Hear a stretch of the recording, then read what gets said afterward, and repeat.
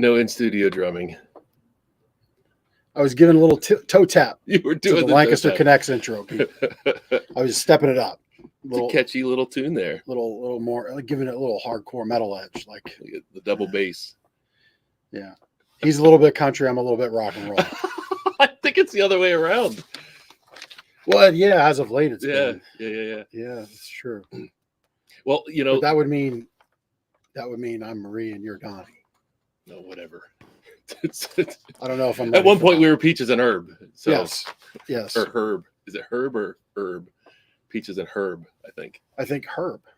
Herb, yeah. Herb's what you put on like your what grows in the pasta. ground. Yeah, right. Well, the clock is ticking, Jeff. Herb and Peaches sang "Back in a New York Mood," which is actually appropriate for our guests. We'll touch on that in a minute. That's true. How'd you like that? That's pretty sweet. This guy. Well, it's your last in-person show for a little bit. I got to leave it all out. Yeah. I got to leave it all on the field. All the stops. Got to leave it all out. Yep. That's right. Yep. That's right. Well, listen, thanks for watching Lancaster Connects. This is a show about small business success, charity success, people doing great things here in Lancaster County, because our purpose is to help our community thrive, be more productive, wake up happier. Part of that is shining light on great people, helping our county help others. We've got a great guest for you today. Comment, like, share the show on all the social channels you might be watching it on. Wherever you've got internet, wherever you can watch video. If you search Lancaster Connects, we're likely to come up. We're that big of a deal now. Yeah. Also can watch on the Gardeners channel, Facebook and YouTube, and also personal LinkedIn channels, right? Yep, all over the place. And commenting during the show will win you a gift. Wins prizes. Of course, you have to be the winner that the Prizelator picks at the end of the show. But we spin the Prizelator, and one commenter on the go bundle. Sleep bundle is prize choice 1. Coffee tumbler prize choice 2. Almost spilled the water. Hydro Flask 3. I have another one over here that almost spilled. So comment away. Get yourself into the Prizelator. We'll spin that at the end. That's great. Speaking of New York, back in the New York mood, in the New York mood, from New York, now helping Lancaster out, the wonderful Vanessa Philbert from Community Action Partnership Lancaster. Good. At what time is it? Good afternoon. It is afternoon. It is, yeah. And our clock is ticking. If you were country and he was rock and roll, I guess I'd be hip hop. Sure. There you go. I like it. We got all the bases covered. They do mashups. They do mashups like that now. They do. Little Run DMC back in the day. There was a mashup there. Yeah. That's right. Aerosmith and Run DMC, yeah. Yeah, there was a little 13-minute documentary on that song that I ran across a couple weeks back. So there you go. Oh, look at that. Well, thanks for having me. Yeah, so welcome. Vanessa, you mentioned to us pre-show you're from the New York area and moved to Lancaster at some point. When did that move happen for you? Yeah, we moved here in 2002. So February of 2002. So 21 years now. We've been here in the Lancaster community. That's awesome. And it was an interesting time. We moved from Brooklyn to New Holland. Oh, okay, right. Think a little bit about that. Just take that in for a minute. Two pretty different areas of the country, I guess, right? Yeah. Pretty much so. You exchange the yellow taxi for a black buggy, I guess. Yeah, and it was an interesting time and some whoopie pies. It's been good. Yeah, right. There you go. I have to say it. You put some clip clop in your hip hop. Hey, he is really here today for all of it. On point. I'm bringing it all, Vanessa. This is my last show for a few weeks. I have knee surgery coming up next Monday, and I'll be out for I'm not sure how long, but yeah. Now, Jeff, I would be really impressed if you sang "Happy Birthday" to our guest who is celebrating her 29th birthday. Not happening. I will say happy birthday. Right. Thank you. Happy 29th birthday. Yeah, I'll take 29 a few times over, but it's fine. Thank you so much for the birthday love. I appreciate it. Yeah, and the little birthday confetti. I saw it. Yep. Makes me happy. I'm a simple man, Vanessa. Just splash the confetti and smile on my face. It's all good. Yeah, that's all it takes. I'm here for it. So, Vanessa, you're here to talk about the Community Action Partnership, of which you are the CEO of, I believe, right? Yep. Tell us what the Community Action Partnership is all about. Sure. Thanks again for having me. I'll maybe give you a little bit of a broad view and then bring it in local. So, community actions are part of a national network of organizations that are committed to anti-poverty strategies. And what has been kind of what the history that's connected to for community actions really started through the work of our former president, Lyndon Johnson. So Johnson, was curious about a few things, but really was curious about poverty, who was impacted, what was causing it, and what kind of interventions could be put in place. So there was a gentleman by the name of Sergeant Shriver that he sent out to kind of travel the U.S. and to get a sense of what was happening in communities here across the country. And Shriver came back to D.C. and basically said, kids are most impacted and generational poverty is the most perverse, and really started to think about ways to create solutions. And one of the ways that he did that was creating new programming. So programs like Head Start and Peace Corps and legal services and community actions were birthed out of that kind of movement in 1965. So there's legislation called the Economic Opportunity Act that kind of mobilized this network of organizations. And the spirit of community action is to really be connected to their local community, to be paying attention to themes, data, trends, concerns, and do something a little different, which is look for community level solutions versus cookie cutter solutions across a broader kind of federal lens. So today there are about 1,000 community actions across the United States. There are 52 in the Commonwealth of Pennsylvania, and our CAP, Community Action, is the county-wide community action. So we serve Lancaster City and Lancaster County. So that's kind of the heart of the mission of our work, is really to create a place where people can experience equity and justice and prosperity. But what we believe is just a little bit of the language that you all used in your intro, is that families should have a place where they can thrive. And so everything that we do is kind of connected to that heart mission about thriving. Very good. I did not know the history of that. That's very interesting to me. Yeah, it's pretty good. Though one of the benefits of that history is that legislation provides an allocation of resources that comes to our local community based on census data. So that census data is really important. So when you guys ever think about doing a show again and it's census time, really engaging people in the census is so important because it gives us real-time data that does help with kind of allocations and funding that comes to communities. So we receive a little over $1 million for Lancaster County based on that census data. And then we're responsible to basically do a community needs assessment every 3 years. And that needs assessment helps us to really direct our work plan and how we strategize to create change in the community. Yeah. So census is every 10 years. Yep. And I think we had the last one in 20. Is that Yep. Is that so right? if you're still, I mean, you might be nationally syndicated by then. Whatever's happening. We might be. Hey, look, I'm saying with clip clop and hip hop, it's those kinds of deliverables. It's going to get you there. It's going to get you there. That's what does it. Yep. I'm telling you, it's that kind of go at it that makes it happen. But really great historical perspective. And I always like when larger government entities allow feet on the ground, people at the front to say, here's what we need, as opposed to what you feel the answer is. Yeah. And what's beautiful like about hearing that. The work that we've been doing here in Lancaster is that this local community action has been here since 1966. We started on Rockland Street here in Lancaster City, and today we have about 300 team members that are part of our team. We serve about 40,000 customers a year, and we do that in a lot of different ways, a lot of different programs. But we also kind of, are able to be in multiple geographic locations throughout Lancaster County. So we have offices in Ephrata and Collierville here in Lancaster City, in Columbia Borough. And then we have satellite classrooms. We have about 45 different classrooms for early learners all across Lancaster County. So lots of services, some mobile services. So we really have been really intentional about creating reach across the county. So you said 1966 it was? Yeah, 1966 here in Lancaster. Lancaster County's cap was an early adopter based Early on the adopter. history you just gave us. Yeah, and it was interesting Wow. because it was also kind of a really grassroots feeling. You know, think about the 60s and the heart of what was happening in our country around civil rights, Yep.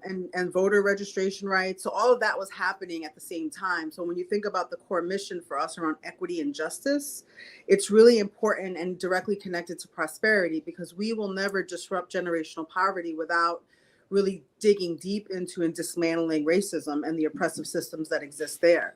So there's something for me that always feels kindred to going back to that time and saying there was a lot happening in the world in the 1960s, and this kind of idea was birthed, and it just draws me to the place of remembering why we're here today, which is we're still doing that work. I mean, things have changed, and then some things haven't changed, and we're still kind of at it. So that connection is meaningful.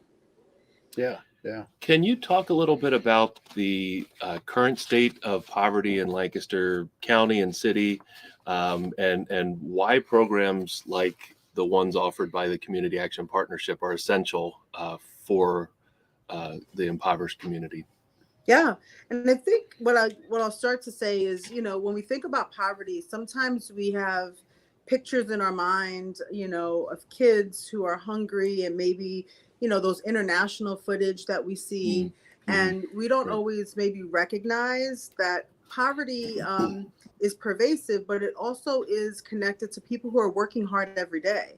So I think some folks maybe have this idea that people who are poor are not working and not contributing to, you know, the economic world that we live in. But many of our customers and many folks who are living in low income conditions go to work every day, and they are just not earning enough. And you know, that is complicated in itself. But it's not always about folks who are just not contributing to the economic vitality of our community. It is about family sustaining wages, and you know what it costs to live these days, and all those things. So currently, you know, our analysis of Lancaster County continues to, you know, have pockets in the community where there's more poverty than other parts. So places maybe lower part of the county, southern end, Quarryville, right? We know there's some rural poverty there. Columbia Borough, also a place where we have seen data tell us that there's, you know, poverty that has stayed pretty steady in that space, pretty high. You know, Lancaster City, people make lots of assumptions about, and yeah, Lancaster City does have concentrated poverty. Census Tract 9, which is the Duke Street corridor of Lancaster City, has the most concentrated poverty in our county, but really directly connected to redlining. So it's really interesting to watch those kind of remnants from decades ago kind of still hold true in that space. But an area that was surprising in our current data was really the Elizabethtown area. Some increased poverty in that space, and just in terms of employability and what jobs are available. So I think those are the things when you think about poverty, you're thinking about, you know, employment, transportation, education, early childhood services, because you need all those things to get people to work.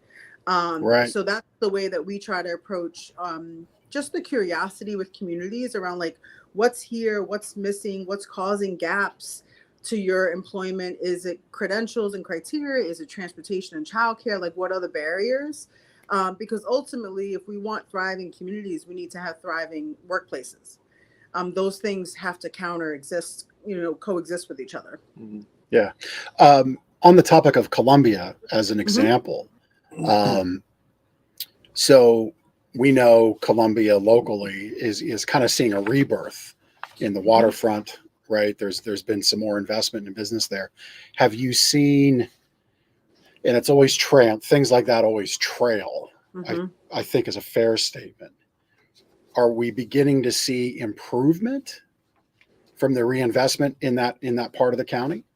Yeah, I mean, I think we'll see it for sure. I think it takes time. I'm always like remembering and trying to remind myself of my own lived experience. So I think Columbia is emerging. There's lots of good investments and businesses going to Columbia, and new housing being built, which is so important.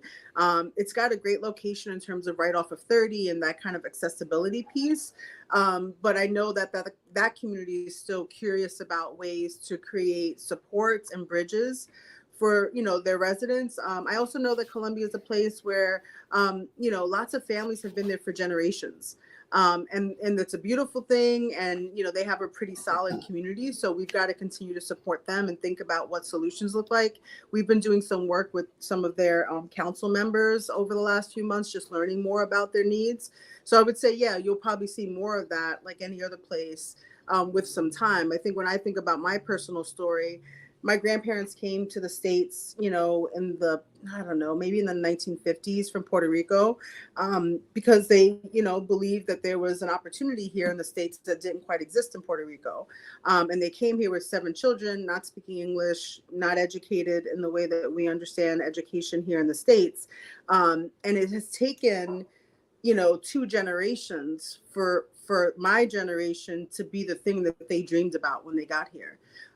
Mostly all of us professional or skilled trade jobs, all college educated, but that took a long time, so Right. their children navigated the world in the States and learned some things, but they didn't really get the benefit of, middle class goodness that they thought they were going to get right away. It takes some time. So that's the same thing we have to think about when we think about interventions. It Yep. takes multiple generations to make the impact. Yep.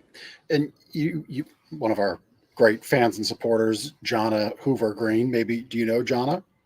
I don't think I do, but maybe I do, Okay. because sometimes, There we go. 29 times 2 gets old. So Notice who laughed and who didn't. I just kind of let those. Oh, I kind of let those comments settle, and I mean, just. such a gentleman, such a I just- gentleman. You're going national. I'm saying, look, This so, guy here you know, just can't help himself. So just, and we'll keep the conversation going, but I think we would miss an opportunity, given the month that we're in.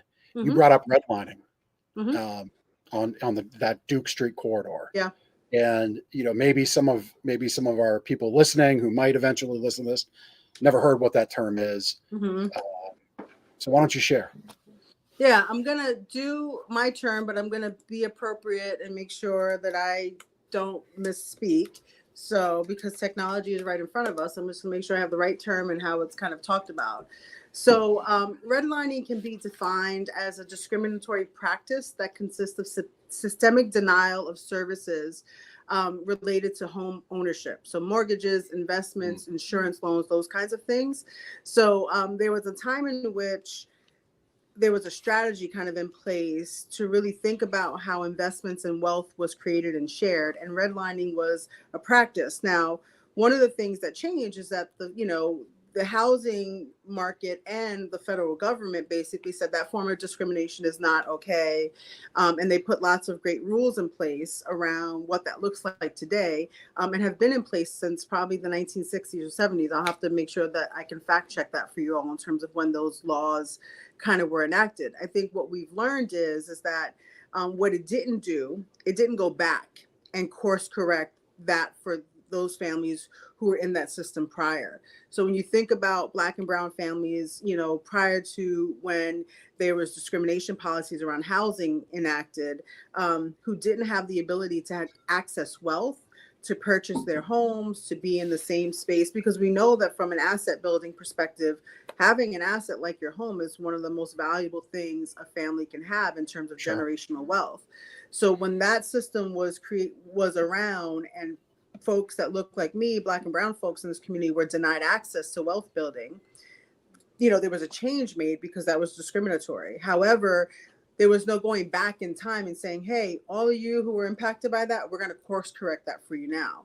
So, whether that was kind of predatory loan lending, higher interest rates, devaluing of properties in those communities, all of those effects were still in place, even though the future of that industry was starting to shift because of some of those laws.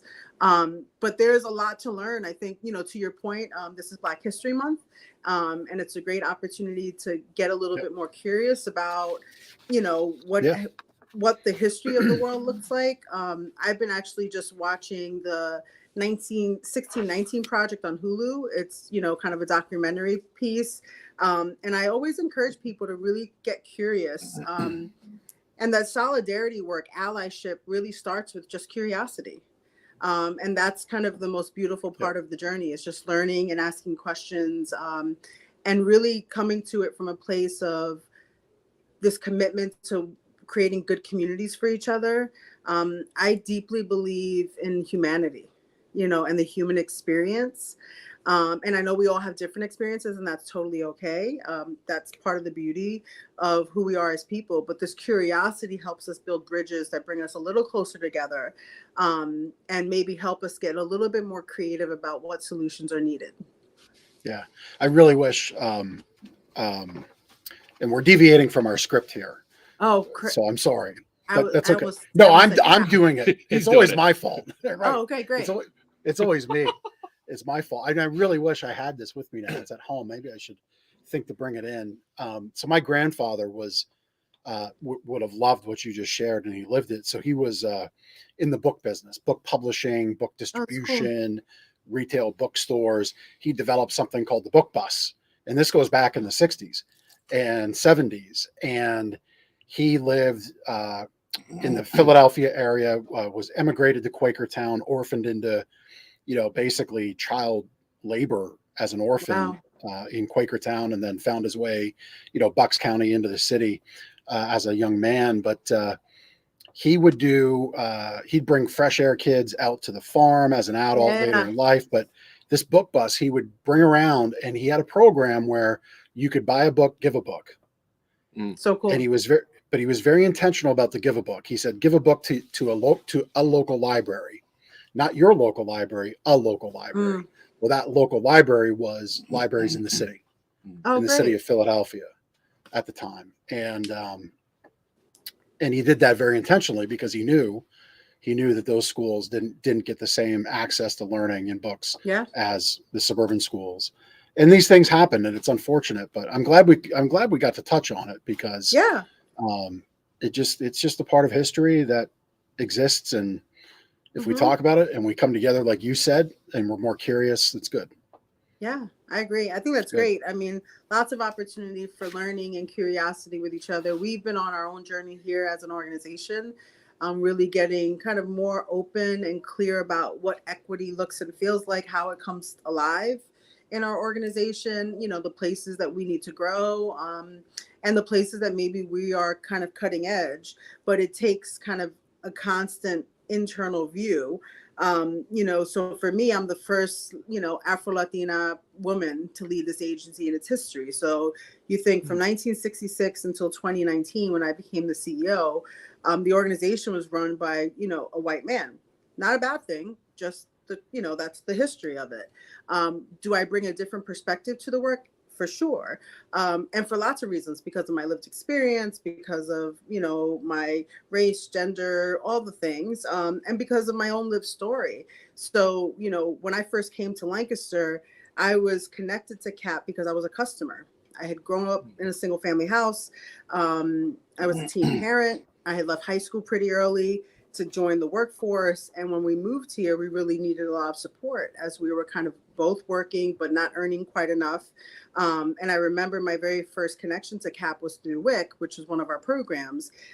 So I have a lot of kind of empathy, and I hold deep, I don't know, I feel a deep sense of responsibility to do the work and to do it well, because I know what it's like to sit in our waiting room, right? So those lived Right. experiences are really important because they help kind of inform how we show up for one another.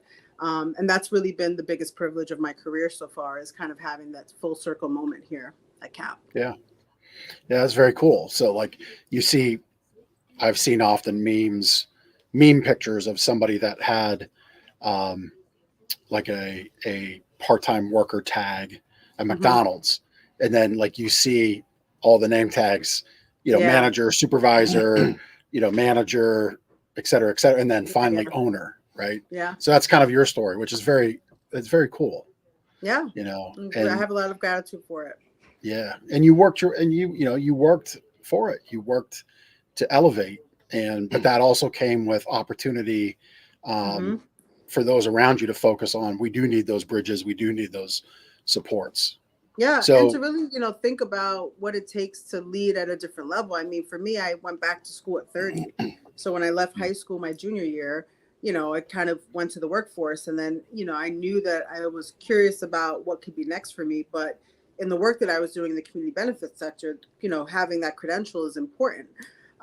So yeah, I went down that route. And when you think about equity, it's also thinking about, in what places can we exchange credential for experience, and what place can we help build a pathway to the credential. So that's part of that equity work as well. But it's been a Yeah. great time. That's such an interesting statement, because I'm of the belief that our world is shifting away from certification to competency. Mm-hmm. And, you need to really look no further. Like right now, AI platforms are all the rage. Mm-hmm. And so it's really beginning to question a lot of things. Mm-hmm. And, when you can pass a Harvard law exam by typing in the questions to Chat GPT, which somebody just did apparently, Oh, gosh. you don't necessarily need that certification, Yeah. but that still means you need to be able to argue and interpret the law fairly and justly. Yeah. So that's the competency part, right? Yeah. But I love that our conversation went there. So let's get to you said you I believe you used WIC as one of the programs. Yeah. And there's 4. So why don't we Yep. we'll kind of start a little off script, if that's okay. Totally fine. He writes our script. So I always he's need to make sure we're okay. He's like, she's never coming back again. That's fine. No No, worries. he's just looking forward to the next few weeks where he gets to do what he wants, and I don't upend it. Yeah, There'll this be is less what I usually do shenanigans. to my team. Yeah, My yeah, team is right. usually like, we're gonna give her a script and she's not gonna say anything. And I'm like, just give me a few bullets and then we'll go from there. So yeah. So our current CAP functions with 4 impact areas. And I can give you an overview of what those impact areas are and how they're kind of connected to this idea of economic mobility. So we have an education and child development team. That team really focuses on early learners, so kids under 5 years old. And it's really focused on a few things. It's really thinking about how do we create high quality early ed experiences. Look at those babies, for kiddos, right? And we do that from birth to 5. We have 4 licensed childcare facilities as part of our portfolio of services. We have about 1,200 students in our Head Start programming. So Head Start is one of those initiatives that came out of that conversation and that history of President Johnson. And really, to its name, it is about giving kids a head start and making sure that families who are under the 150% poverty threshold have access to high quality childcare. So that's what the Head Start program does. Parents as Teachers is the home visitation program that supports about 200 to 300 families a year in really teaching parents how to be their kids' first teacher, and that fundamentally parents are their kids' first teacher. So we want to make sure that parents are equipped with understanding social, emotional, physical, kind of, what it looks like to help support kids. And the way that we do that is with coaches. So coaches partner with parents, they do a home visit, they do lots of curriculum and sharing, and then parents get to practice and see their kids kind of develop in real time. This is a national program that has such beautiful outcomes, because what we know is true is that early intervention happens sooner for families who have home visitation happening, because we get to do those interventions earlier. And those kids are just more ready. They're more ready for kindergarten. And we know that that first few years of a kiddo's life is so, so important. So that's our kind of our education team. We also host a county-wide conversation with our 16 school districts to help build coordination of process, systems, assessments, and just philosophy around early ed, because we know that we have transient families within this county. So if we can do a little bit more collaborating across districts, families are a little bit more ready. So that's our education team. Our health team does what we talked about. It's WIC, Women, Infants, and Children. It is a food supplement program for individuals and families. So mothers who are pregnant and infants up to 5 years old, again, in that program, creating food access. We also have, we are the lead agency for food pantries here in Lancaster County. So we support about 40 food pantries across the county. And we kind of, in that space, anywhere between 1.5 to 2 million pounds of food a year we transition in those pantries. And it's, it happens in all parts of Lancaster County, not just, there are just locations everywhere. We have 2 senior centers where we're really focused on making sure that individuals who are over 55, who are low income, can age with dignity and support. And we do that both in Columbia and in Lancaster City. And then we have lots of nutrition education that we do all across the county in all different ways. So whether it's in a community service hub or a pantry or a school district, we're providing nutrition ed all across. And nutrition's a big deal. It's a big deal in terms of, how people experience the world and that they live in, because it helps impact their health. And we know that low-income communities often don't have quite the right access to quality, nutritious food. So it's one of the things that we do there. And then the last two are really focused on two kind of community ideas. One is safety and empowerment. So we're the countywide provider for domestic violence services. So we have a safe house, or formerly known as a shelter, for anyone fleeing domestic violence in real time who needs a safety plan. We have a transitional living experience where we have a 10-unit apartment building for families who need housing stability while they're kind of making that transition.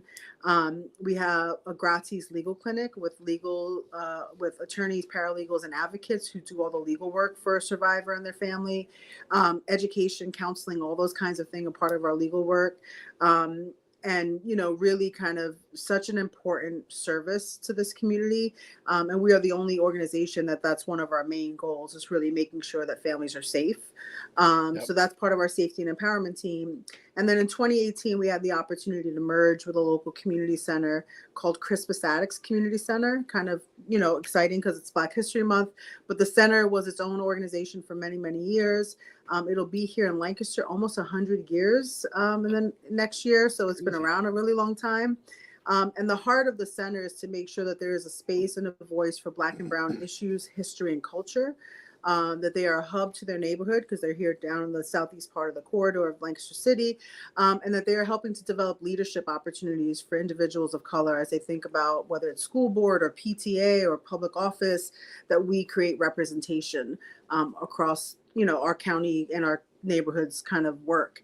So that's kind of the center. But the last team is really focused on economic mobility.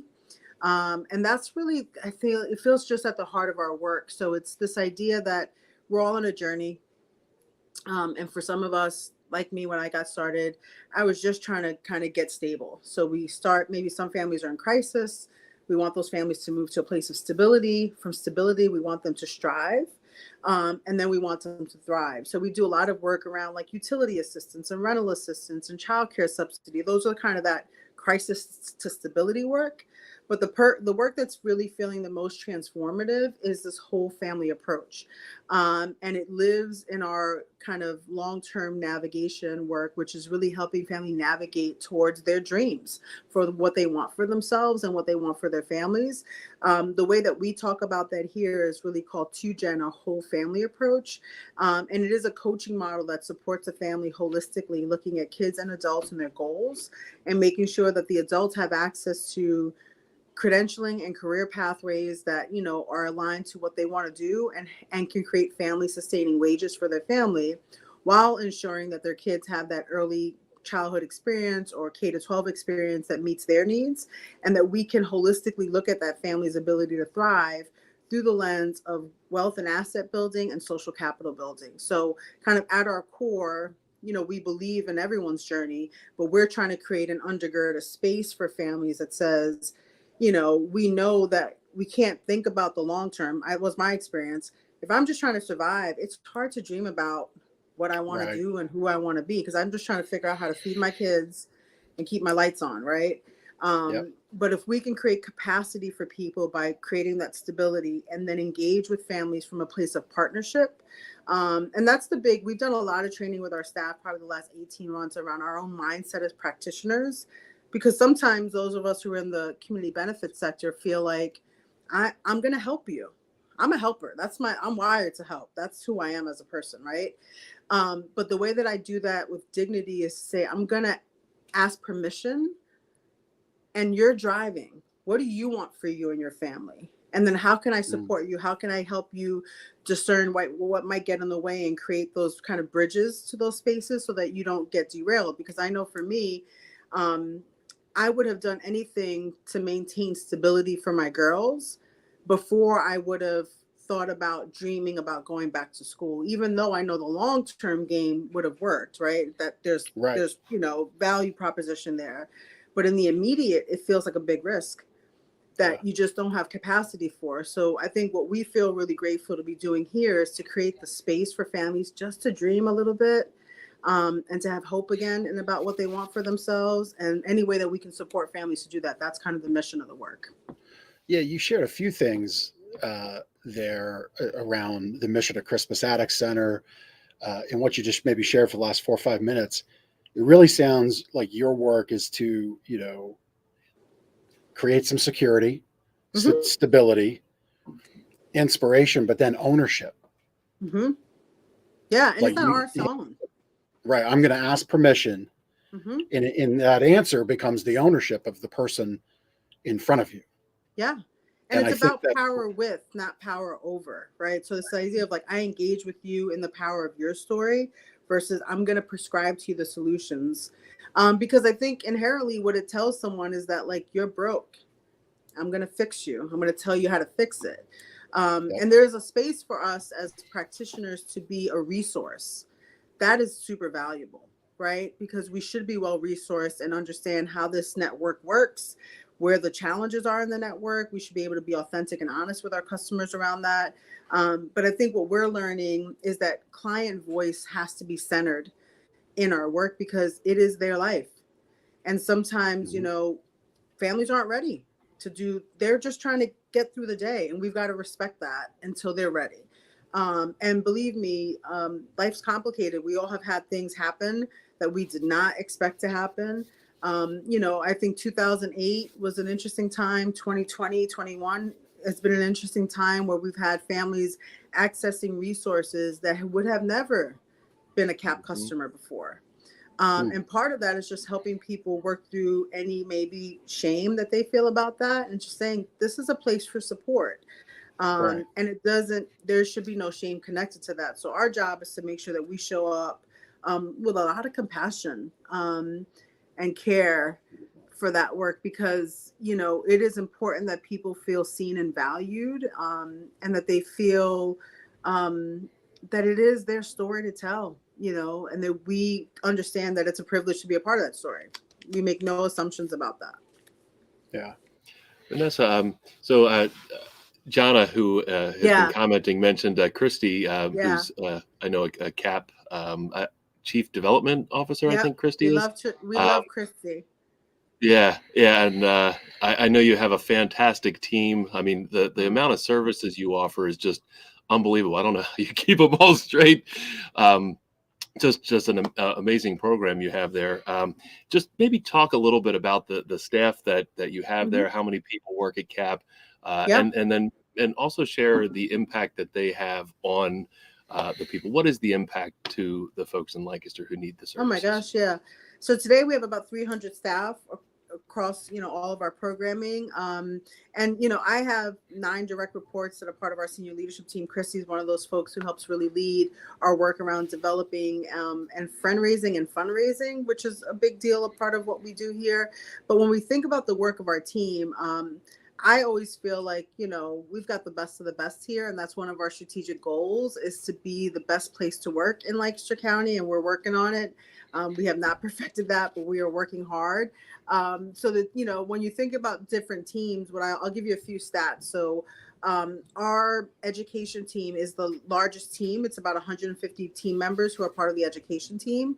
That really functions in itself like a school district. I have to be very honest. It is a lot to coordinate, but they are serving, over 1,500 students and all different kinds of early learning experiences and home visitation programs and all those kinds of things. So that's maybe our largest team in terms of size. Our health and nutrition team has the biggest volume of impact in terms of numbers. So when you think about WIC, women, infants, and children, they alone serve 10,000 customers. Wow. So just that one program. So they've got this big scope around numbers served.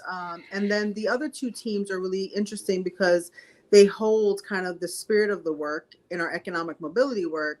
And then we have these 2 kind of unique community initiatives that impact the work in really different ways. So we've got folks who have been with us a really long time. I have someone on our team who's been with us 42 years. you know, and has seen us when we were over on Rockland Street to this building and has been around for all of it. And then I have folks who just will on board next week for orientation.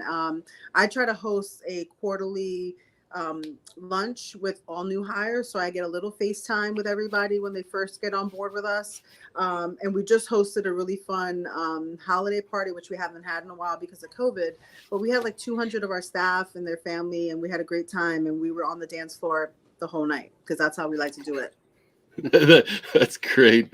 That's great. Well, my wife is a very happy CAP employee. She's been with CAP for about 9 years now in the Women, Infants, and Children program, and I know she just loves the work that she does, and you know, everybody we're grateful for her. Involved there. Yeah. Obviously, you know, CAP can't do everything alone by themselves, and like so many others that we've highlighted on Lancaster Connects over the last couple of years, you know, in different parts of the county, you coordinate with many other organizations. Maybe you could share a few of the organizations that you connect people with and are connected to. Yeah, I'd love to do that. And I would say back in 2015, we went through a name change. So what we did was we used to be the Community Action Program, and then we moved to Community Action Partnership because we recognized that partnership was essential to our work internally. So we're doing a lot more kind of internal collaboration, but more importantly to our partners' work. And partnership and being a good partner is a value that we want to live into. So we partner with organizations like Tenfold or the Redevelopment Authority, the City of Lancaster, with county commissioner's office, with our municipalities, Central PA Food Bank. There are so many. And because CAP does a little bit of everything, our partnership kind of tentacles reach far and wide because we can be in a lot of different conversations.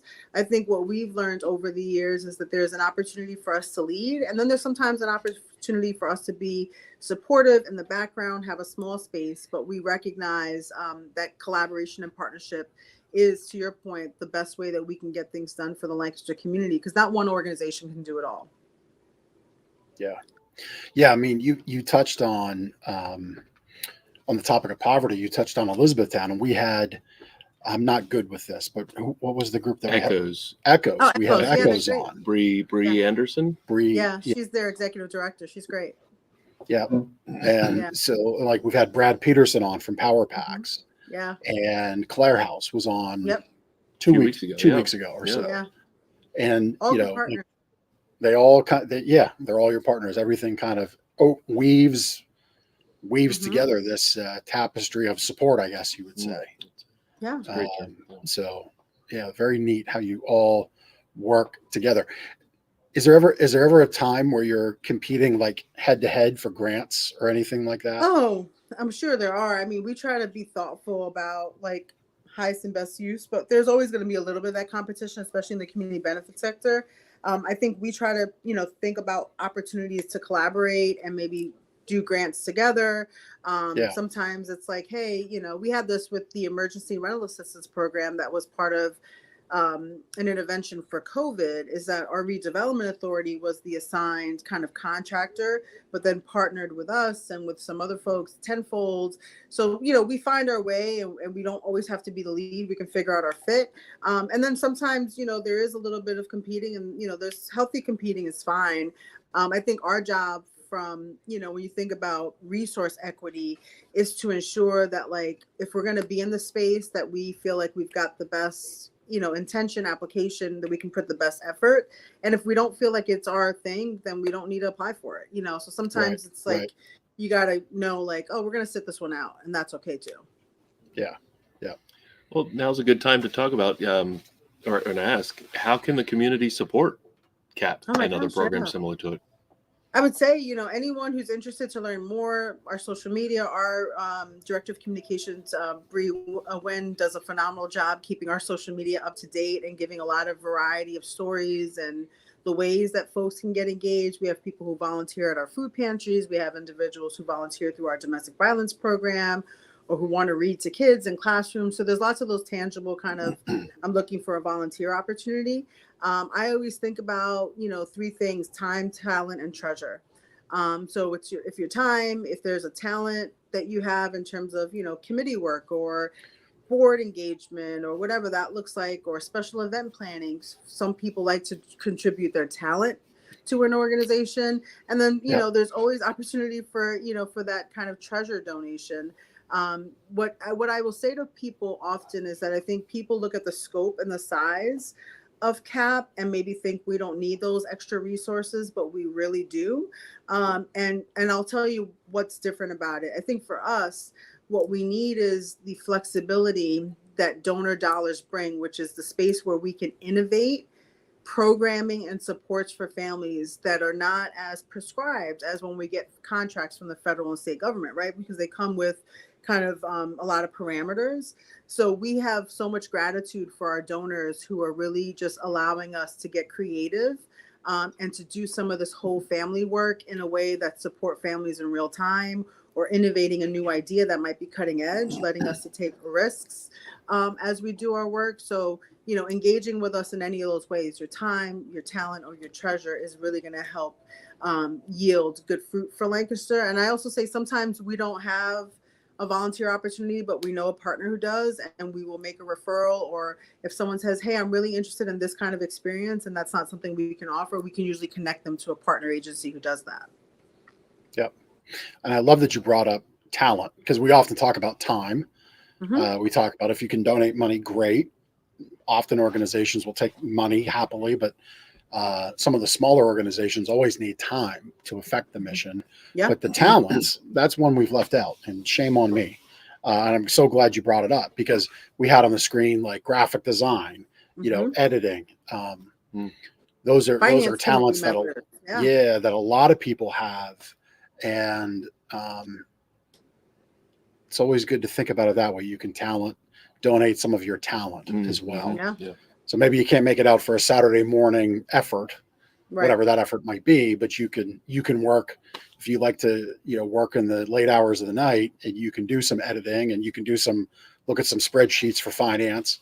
That's where I know the finances go, spreadsheets, and it stops there for me. Yeah, that's about right. But yeah, if you can do those kinds of things, definitely reach out to CAP or maybe another organization that you feel compelled to. But yeah, I love that topic: time, talent, and treasure. Love it. Love it. So Vanessa, to wrap up our conversation about community action partnership, what's next for CAP in 2023? Anything new that you can announce or on the horizon, or what's I think next for CAP? what folks will see is, just more intentionality around this whole family approach, really thinking about how we not only create communities of practice within the organization and get more collaborative across the agency. We're really looking at ways that we can help gain curiosity about this whole family strategy with other organizations. So we just hosted in October a 2-gen conference. We had about 150 folks from the community, other nonprofits, elected officials, funders come together for a day-long learning with a national organization. So we're going to be doing a lot more of that here in 2023, extending this kind of framework and mindset to help kind of revolutionize the way we do the work with partners. Many of them are already doing good work and do whole family. It'll just help us think more creatively about how we measure and track that practice. So that's kind of coming up. And I think for us, we're going to go deeper in learning about how we can impact equity. And really, really, my heart for our team is really about culture shaping. How do we continue to invest in our team, create opportunities for growth and for celebration and joy in the work? Because we did some emotional intelligence analysis of our leadership team. And our number one attribute as a team is problem solving. It's pretty great. Because we want good problem solvers, right? Thinking about this organization. But our lowest EQ score was joy. And, I'm paying a lot of attention to talking about and looking for celebration and joy and learning lessons and doing all that good stuff. But ultimately, we've got to feel good about this work in terms of the people we get to do it with and do it for. That's awesome. Thanks for sharing. Yeah, very good. And we had a comment that you would be a rock star keynote for an event. I'm going to second that comment. Thanks. Very much enjoyed your time. I'm going to retire am keynoting, I think, one day. I don't know what that means. I don't even know how to do it. But yeah. Well, I hope Lancaster can keep you for many, many years to come. That's right. I mean, I'm settled in. you've got your entire I've 30s learned ahead to of deal you. with So the There bagels you and go. pizza. I've learned. I There go you go. home and I grab bagels and pizza, and then I come back. It's fine. There you go. All right. Well, it's connection cocktail time. Oh wait, Let's what is that? Okay. Get to know There- Vanessa. Just peel back the layers of Vanessa Philbert. a little bit. So many. there's no layers. drinks. There's no drinks. Sorry. Yeah. So I'll kick it off. There you go. What's your favorite thing to do in Lancaster? Oh, favorite thing to do in Lancaster. Oh, I love downtown, especially in the summer, like a first Friday. Great, love it. All right. Do you have a favorite annual event that you like to go to? You know, It can be- we still love the New Holland Parade. And even Okay. though we live in East Lampeter now, we still Yep. go every year to the New Holland Parade. We do love it. Now, is that like a Halloween parade or like a Memorial It's Day kind thing? of harvest time ish. Okay. But it's, the kickoff of all things pumpkin, and anywhere there's a good funnel cake, those kinds of things always I'm make sure our family happy. I'm sure the New Holland Band plays. I know that's a big thing up there. Yeah, and I think it's also like, a place where like Achenbach, like all the good things Yeah. are over there. All the things that Yep. have too much butter and sugar, but I appreciate them deeply. That's cool. That's cool. Yep. Just mix it in there. I love Yep. it. All right. So being from it was Brooklyn, Mhm. correct? From Brooklyn.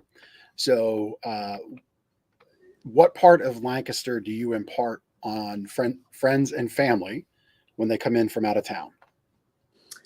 I would say, I always want people when they're here, so my family comes, is to come into the city. City is so different than when we first moved here. It's really kind of grown and very vibrant. Things like Southern Market are kind of different and new in the downtown area. But I think I have such a deep value for like our ability to drive 15 minutes and be in farmland. So we always take folks out to like, ice cream and petting zoo kind of energy, just because I love the diversity of that experience. There's probably one thing that I love to do, my husband and I, is really just take a drive on a summer night and just enjoy the back roads. It's something that we have a deep appreciation for, and it's really beautiful. So as long as people can get that, and of course they always want to stop at the outlets, but I think if they can get those two things, they're doing good. Very cool. You're not the first person to mention the ability to be downtown and experience everything that's downtown, and then 5 minutes out of town you can be in the beautiful farmland that Lancaster has to offer. So Love that's it. a common theme. Yeah, we love being able to like, go get our pumpkins and our fruit, all those kinds of things. We've been, I think, 17 years now, we go to the same tree farm and we cut down our tree as a family. So we have a lot of good traditions and roots here.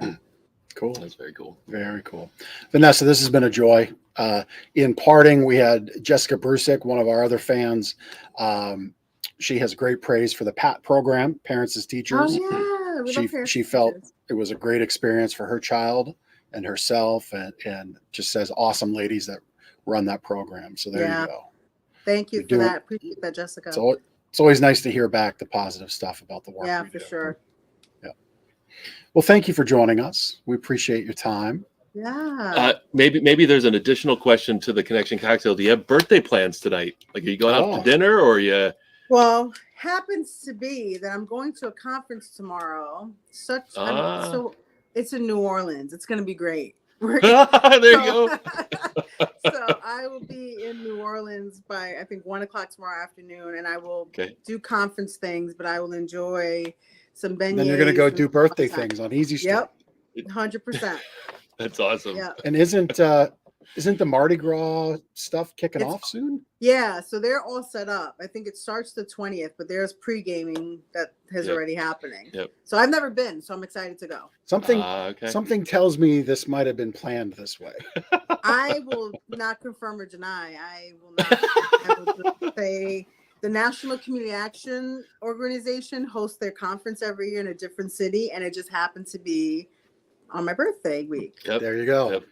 Well, travel safe. Just all work. Well, the stars align for great people, and there you go. There you go. Thanks so much. Yeah. Well, I appreciate you both. Thanks for your curiosity and your time, and for hosting this for the community. This is pretty cool. Yep. Yeah. Thank Yep. you. Thank you. We'll see you. All right. See ya. We didn't get shut off. We didn't get shut Our- out. We our- saved the day. Yeah. Yeah. If you saw us both lean in, we were clicking something on the screen. Yeah, our there. computer was going to reset, do its whatever We had a stay of weekly update. program deletion as we were doing the show. So Thought it was going to just cut us off at 2:43, but we were able to stave it off for another hour. it was good because Vanessa was a great guest. Oh, yeah, it was great. Had a to have history her. lesson there, curiosity lesson there, maybe ask some questions about the people around you lesson there. Yep. And Yep. that was good. Yep. It was a good time. All right. Well, if you want to be a guest on the show, you can go to lancasterconnects.com/guest and fill out the form there, and we'll get it all arranged and pick a date, and we'll have you on the show. And it's not as hard as it may seem. I kind of like to say, if you can do Zoom, you can be on the show. There's a couple other steps to that, but that's pretty much it. And we'd love to have you on. So reach out that way. We do prizes on the show. We've had Jessica and Jonna battling it out. Thankfully, we have a new gift to Put give in out. the mix. Put in the mix. So on the go travel bundle. If you're like me and you're decrepit and busted up, these little pillows are great. I use it as a little armrest pillow in my car. Oh, yeah. Because if I don't, the shoulder drops and then I hurt and then I whine and complain and my wife doesn't like it. So that's that. So not so much on the go travel bundle is shoulder, elbow, helper, wife, husband relationship saver pillow. So we've got that. We've got that. That's not going to fit on the label. That's not going to, we need a whole big package. Less snore, more cuddle, drinkware is also your choice. Sleep better tip. I don't know why it took me so long to do this, but I discovered on my phone there's a night tone or a nighttime setting, Yeah. and it basically removes blue light. And so if you can remove blue light 2 hours before bed, that's very helpful because blue light replicates daylight, UV light, and tricks your brain into thinking it's daylight time when your brain's wanting to go to nighttime mode, sleep mode. So remove blue light. That might mean turning that setting on your phone. It might mean not watching TV. If you're not able to do either of those things, maybe just an inexpensive pair of blue light blocker glasses that you can pick up at your local eyewear place, order maybe online, and just wear those as you're watching TV at night as you wrap up your day. But that would be my sleep better tip. If you want other great tips like that, go to gardenersmattressandmore.com/sleep-better right there on the screen, and we'll mail you a free copy of our Sleep Better book right there. You've figured out the pointing. I've done fairly good this time. I'm going to forget it by the time I come back. Right. All right. So Gardener's Mattress and More testimonial. This one came to us yesterday from Brian in Lancaster here. Extremely knowledgeable sales personnel and not pushy at all. I guess that's another, allowed my wife to test out pretty much every mattress they had and did not push me to buy anything. So that's not pressure, but pushing, right? But non-pushing. Sure. As we talked about before, Google always puts our yes, reviews into the the pressure category. Now there's a pushing category. Right. Yeah, we don't but push it's you no around pushing. here. Yep. We So might shove. ended up No, just kidding. purchasing a new mattress here and highly recommend them. So thank you to Brian. Thank you to our team here at Gardener's Mattress and More, who did a fantastic job with Brian, helping he and his wife pick a mattress that best suits their sleep needs. Yep. And President's Day is just around the corner. My gosh, it's like two weeks from now. That's right. President's Day is all the sales happenings are here and ready to go. And we can talk with you about all of those savings opportunities when you visit. You can go to gardenersmattressandmore.com/sales, and the information as we get it and have it is up there. And, look, if you buy early in the event and something else comes along, we make it right. It's really simple. These two guys right here, we get to say yes or no. We say yes. We want to keep you happy. So if something comes down the line and it changes in your favor, we make it right and we credit you. It's really simple. It doesn't have to be that big of a deal. Mattresses. That's right. We're not launching rockets and we're not curing cancer here, but we do take it serious, and we're always happy to help you. So we'd love to be able to earn your business and help you wake up happy. And Jonna is saying, great team. Got bragging about you on Saturday night. So Jonna, our nice Sunday sale. We had a nice Sunday ticket. One of a handful of customers that bought on Sunday. They were the person, Jonna, you were bragging to thank you, about Jonna. us. So We love referrals. yes, I had a note to send Jonna a message, and but we can do it right here, We get the podcast, almost in person. Yes. podcast live stream. So thank you. But no, Jonna was singing our praises and singing her mattresses praises. That's right. Praises. And that person came in and bought a mattress on Sunday. So Yep. And I'd be remiss. Jonna is an Edward Jones advisor, and I never forget the day Jonna brought to our local referral group.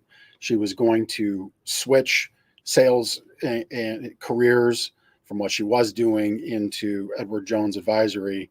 And when she shared all she had to do, it was eye-opening, the work to like do it. And she did it. And now she has a great office there in Willow Street.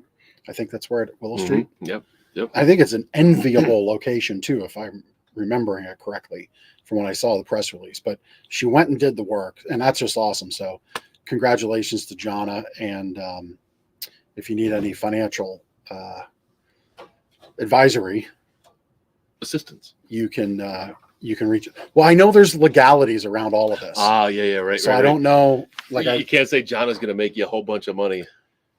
That's you can't say that. Right.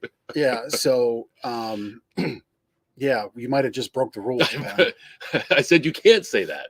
Okay. Yeah. Good. But listen, all jokes aside, Jonna Hoover Green, Edward Jones, if that's your need or your thing, certainly be sure to check her out, because we saw it. We saw her put in the work behind the scenes, very hard work that 99 out of 100 people would never, ever do. It's true. They might say they would, but they would never do it. And she went and did it. So there you go. So prize later time. Spin that, baby. We had it's a 2-person race. Lots of comments. We'll see if the prize later algorithm takes into account comments. I don't know that it does. I think it just picks a winner. And Jonna wins. Jonna, you need this in your day. So come get it. We have them here. Thank you for being a fan. Jessica, thank you for being a fan. You're going to give up your arm pillow? I might take one home, because the arm pillow I have in the truck's getting a little ragged. And I'm a little bougie like that. I need to.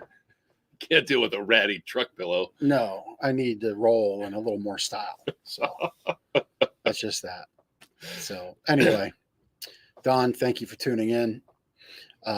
Dawn knew what to do. She's won a bunch of times, and she donates her prizes back. So she got in after we spotted. Yeah. Spin the prize later. Dawn, thank you for being a fan. Jessica, thank you. Thank you, everybody, for watching. And we're going to miss you the next few weeks. I'm not trying to make this. I was just like, yes, I will be gone. Knee surgery. Everything should be fine. Just a little more involved than the average one. And that's that.